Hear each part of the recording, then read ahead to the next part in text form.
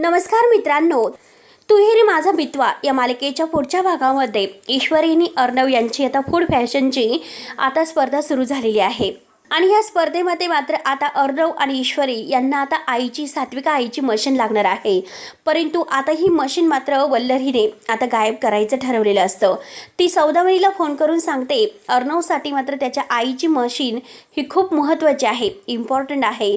तेव्हा अर्णवला मात्र आता त्या फूड फॅशनच्या स्पर्धेमध्ये आता त्याच मशीनवर आता आईची आठवण म्हणून ही कपडे शिवायचे आहेत. आणि ते जे काही आता फॅशनबाज कपडे त्याने स्वतः शिवलेले आहे, ईश्वरीने त्याची मदत केलेली आहे. आणि याचा मात्र आता खूप मोठा म्हणजे हा स्पर्धेला धमाका होणार आहे. परंतु त्या अगोदर मात्र आता ही सौदामिनी आणि वल्लरी या दोघी मात्र मशीन चोरण्याचा प्रयत्न करत आहे. कारण ही मशीन त्यांनी चोरलेली असते. तर सौदामिनीला असं वाटतं की मोठ्या IT मध्ये आता स्पर्धा खेळायला आलेल्या आहेत, परंतु आता खेळण्यासाठी जर आले तर मात्र आता जिंकायचं आहे. पण जे काही ऐन वेळेस आता मोक्याचं इम्पॉर्टंट वस्तू आहे तर तीच तेथून गायब असेल तर कसे जिंकू शकतात. तेव्हा ईश्वरीच्या सगळं काही लक्षात येतं. म्हणजे नक्कीच आता ही मशीन यांनी गायब केलेली आहे. म्हणून ईश्वरी आता सौदामिनीला चॅलेंज करते, जर आता मशीन मला इथे हजर नाही झाली तर मात्र मी तुमच्यावर कारवाई करू शकते. आणि मी काय करू शकते हे तुम्हाला चांगलंच माहिती आहे. त्यानंतर इकडे राकेश मात्र जेलमध्ये आहे आणि राकेशने आता सगळी काही तयारी केलेली असते.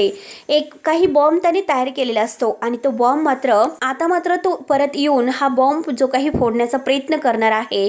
परंतु आता त्याला हे माहिती नसतं ज्या स्पर्धेमध्ये तो बॉम्ब फोडण्याचा प्रयत्न करणार आहे तर तेथे मात्र आता स्वतःचीच राख तो करून घेणार असतो. या बॉम्ब हल्ल्यात मात्र तो वल्लरी, सौदामिनी आणि तो स्वतः अडकणार असतात.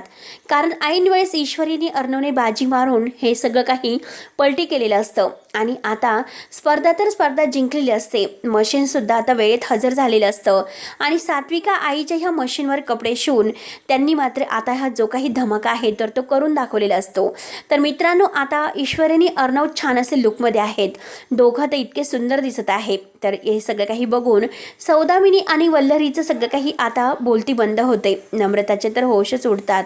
कारण नम्रता मात्र आता कितीही प्रयत्न करून शेवटी हारणारच असते. तर ईश्वरी आणि अर्णव यांनी स्पर्धेचं बक्षीस जिंकून आता बाजी मारलेली असते. तेव्हा मित्रांनो, पुढे नक्की आता काय होतं हे बघायला विसरू नका. तोपर्यंत धन्यवाद.